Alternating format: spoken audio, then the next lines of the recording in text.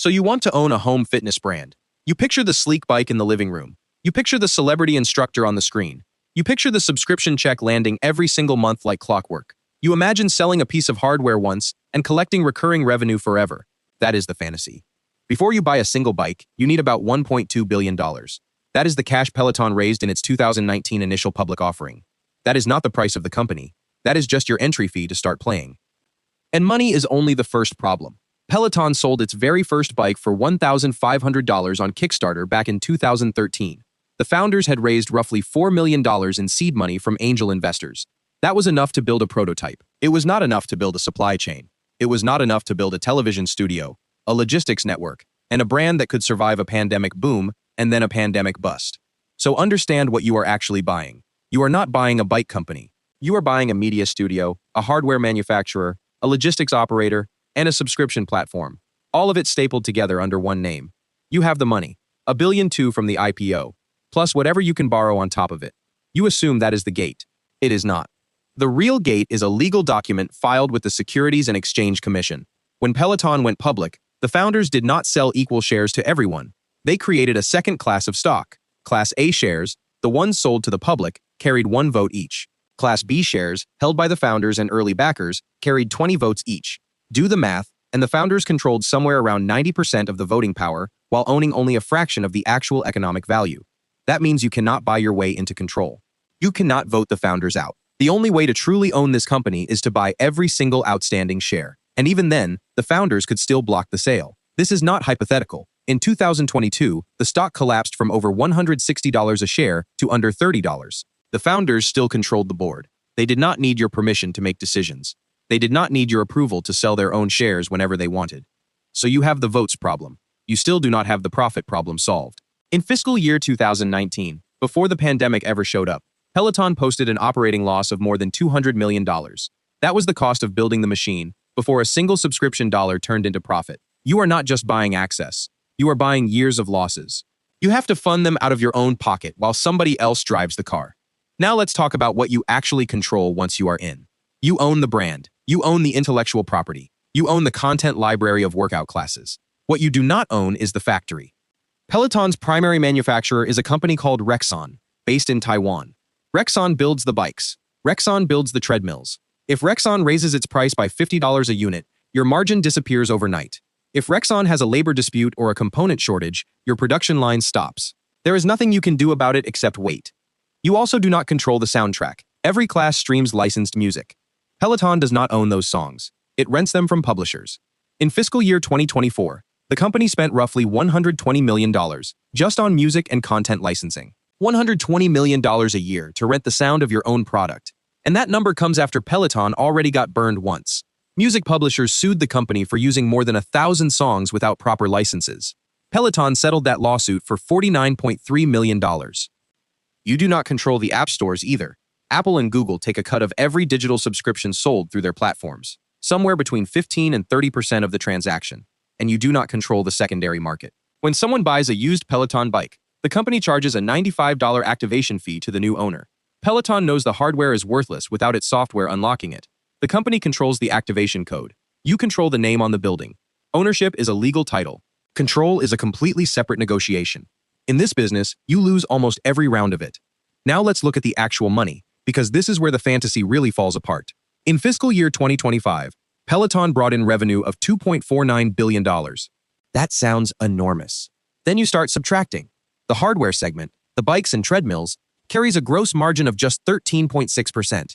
That means for every $100 of equipment sold, you keep about $13.60. That is before you have even paid for marketing, delivery, or overhead. The other $86.40 goes to the factory, the freight, the warehouse, and the delivery truck. The subscription segment tells a completely different story. Gross margin there runs near 69%. For every $100 of monthly membership fees collected, about $69 stays in the business. Blend the two segments together, and you get an overall gross margin of about 50.9%.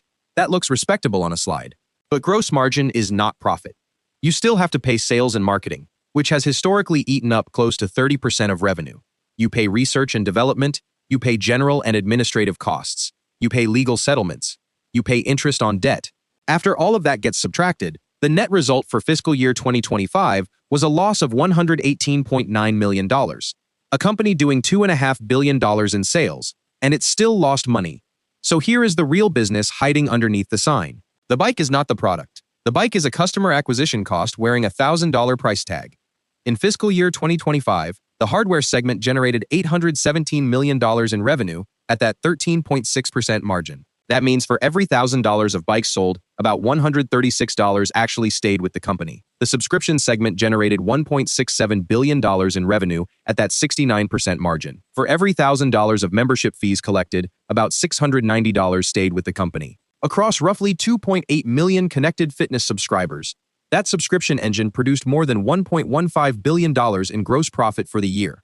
The hardware bleeds, the subscription prints, and that creates a brutal owner consequence.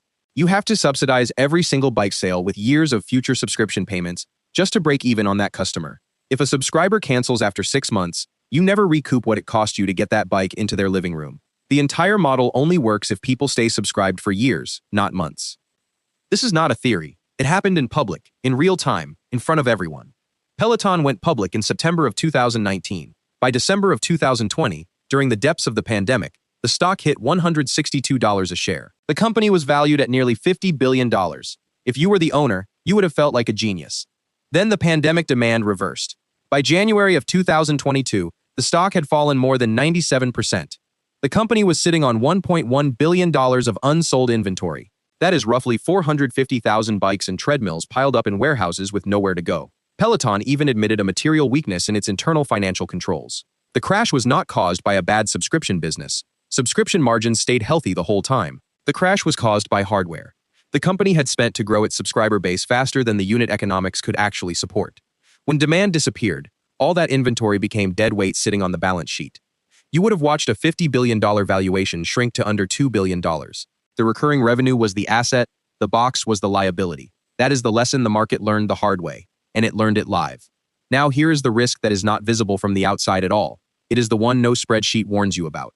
In 2021, a child died in an accident involving a Peloton Tread Plus treadmill. The company initially resisted issuing a recall. The Consumer Product Safety Commission eventually stepped in with an urgent public warning. Peloton was forced to recall every Tread Plus and Tread machine on the market. The fallout did not stop at the recall itself. Peloton paid a $19 million fine to the Consumer Product Safety Commission for failing to report the safety defect promptly. The Department of Justice and the Department of Homeland Security opened their own investigations. A wave of product liability lawsuits followed from injured families. Then it got worse. Shareholder lawsuits alleged that company insiders had sold close to $500 million worth of stock while the severity of the treadmill danger was still being concealed from the public. That is insider trading and securities fraud allegations, stacked directly on top of a child's death and a federal recall. The stock, remember, went from over $160 a share to under $5. So the real risk of owning this brand was never competition from another fitness company. It was a single product failure you did not catch in time. That kind of failure can trigger a cascade of regulatory fines, federal subpoenas, class action lawsuits, and reputational damage that no subscription margin on earth can absorb. Eventually, you have to think about getting out. That is where the story gets even less comfortable. In 2024, reports surfaced that multiple private equity firms were circling Peloton for a potential buyout. The stock jumped more than 16% on the news. But that interest was opportunistic, not enthusiastic. Those firms saw a distressed asset with a sticky subscriber base, not a growth machine. Strategic buyers have been even harder to find. Amazon and Nike reportedly explored a takeover back in 2022. Neither one pulled the trigger. The exit multiple tells the real story. At its peak, Peloton traded at more than 10 times revenue. By 2025, that multiple had collapsed to under 1 times revenue. If you are the owner trying to sell, you are not marketing a high-growth technology company anymore. You are marketing a turnaround story with a damaged brand and a shrinking customer base. And the debt does not disappear just because you find a buyer. The company owed close to $1 billion in convertible notes coming due in 2026, plus a term loan of roughly $700 million. Any buyer has to assume that debt or refinance it. A private equity buyer would likely strip costs further, shrink the hardware business down to a bare minimum, and try to run the subscription base purely for cash flow. That strategy only works if monthly subscriber churn stays below 1.2%. If churn rises even a little, the entire valuation falls apart underneath it. At those shrinking revenue multiples, realistic offers land somewhere around 8 to 12 times adjusted earnings. That values the whole company at maybe $2 to $3 billion. That is a small fraction of the $50 billion peak. You cannot even sell the hardware business separately, because the recall liability follows the assets wherever they go. You cannot cleanly spin off the subscription business either, because the hardware is still what anchors the entire user base. The cleanest exit available is a fire sale to a larger platform, and the buyer knows exactly how little leverage you have left as those debt maturities keep approaching. So what do you actually own after all of this? You are not the owner of a fitness equipment manufacturer with a subscription side hustle. You are the operator of a subscription content platform that happens to sell a very expensive, occasionally dangerous customer acquisition device. The bike costs more to build and deliver than it earns back on its own. The real product is the monthly membership, running at roughly 69% gross margin. The hardware exists purely to lock a subscriber in for what has historically averaged around 3 years. But you never fully control any of the forces holding that model together. You do not control the supplier who builds your machines in Taiwan. You do not control the music labels who license your soundtrack. You do not control the regulators who can shut down a product line with a single urgent warning. You do not control the secondary market, where your own hardware changes hands without you collecting a cent of new revenue. Every one of those outside parties can raise your costs, delay your shipments, or damage your brand overnight. And none of them answer to you. You bought a subscription business disguised as a hardware company. That subscription engine only keeps running as long as the hardware keeps selling and the liability underneath it stays buried. When demand reverses, the inventory sits in a warehouse. When regulators investigate, the legal bills mount. When the supplier tightens its terms, your margin evaporates. The business model was never a moat. It is a balancing act between a low-margin anchor and a high-margin lifeline, with a dozen outside parties holding the scale. That is what you really own. A subscription funnel with a ticking liability clock and no easy door out.